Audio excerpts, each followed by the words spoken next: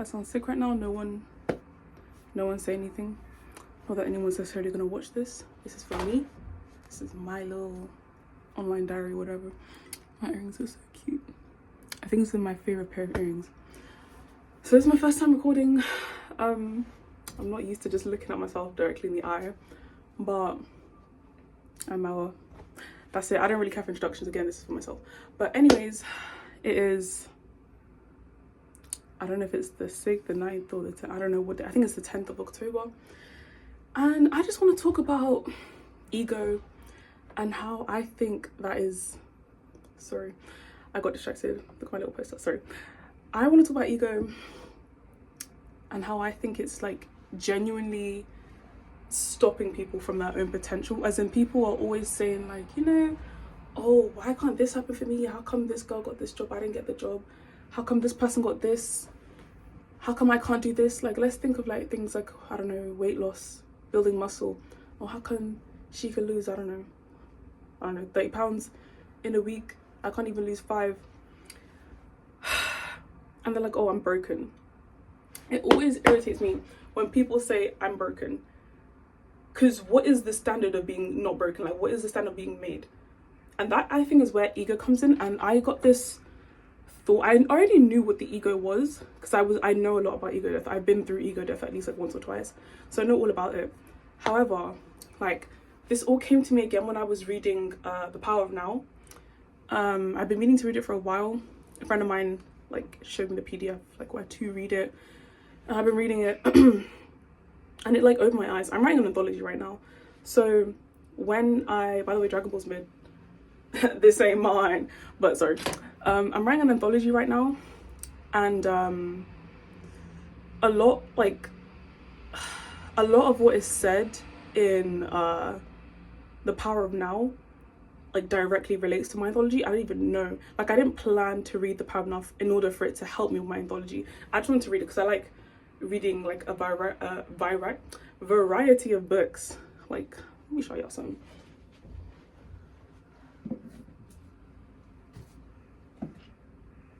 So let's put her down.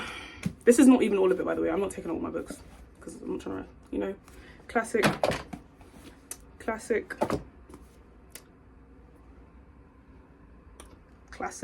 I like it. Boom. Bam. Again, that's not all of it, but I refuse to take down all my books. But and I borrowed these recently. They also relate to my degree that I'm studying, so they're pretty good.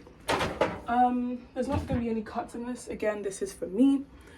I just want to talk. I want to really like document my thoughts in a way that isn't just writing, because I really do believe it's so important for our brains and us as people to like dive into other kind of ways of media. Okay. Other ways of media, like, don't just stick to the one media you're good at, like writing or drawing. I'm not used to like talking at videos. Like, I post on TikTok, like I just post my face like, oh, you know, little lip syncing, and that's going well. But I want, like, I've seen too many times where someone that's decent looking, or just anyone in general, that like when they do things like what's it called, what was I gonna say, like when they are a good looking person and then they focus on things that aren't like just looking at a camera, that kind of thing, that becomes their whole thing. And then when they actually have a creative side and they want to show it, no one interacts with it, and it just makes them feel lesser than, when that's not the case. Meanwhile, had you just started at that point, you would have never had to experience like going through that, oh, maybe they only like me for my looks. I'm not saying that's a bad thing either. I just think it's something that happens commonly. I don't want to like I don't know what that was. I don't want to succumb to that, and I won't, and I don't care what people think. But just for like peace of mind, I just want to put myself out there, because I've been talking so much about recording videos, doing videos all the time, and then I never actually did it because I'm a pussy, and like I was insecure about my voice. Again, I'm sick. I swear I sound better than this usually. But I'm like, I don't care. We're all gonna die one day.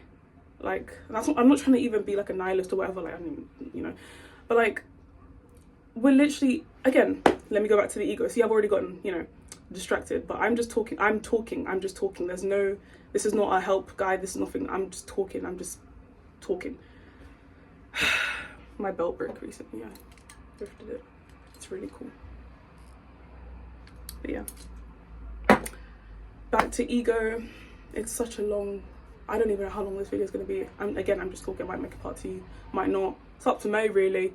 But yeah, with ego and the power of now, like the first, I think, chapter, maybe first 2 chapters were really good in showing me I don't even know, like there was a certain part that like in my anthology I literally like copy and paste it. Obviously I'm gonna like add it to the footnotes, like to credit obviously, that really struck me.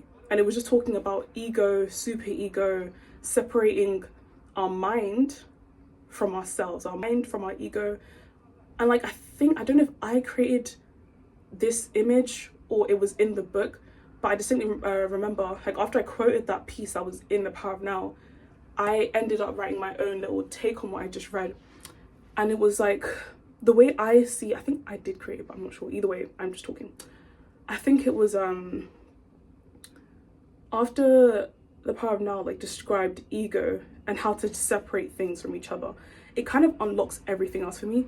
Like, I think I'm dyeing my hair. No.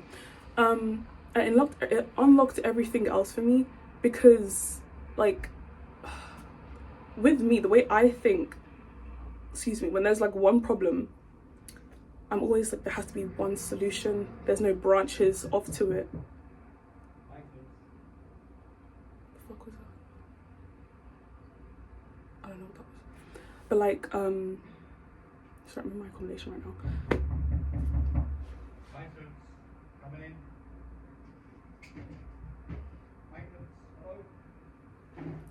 Maintenance, just wait.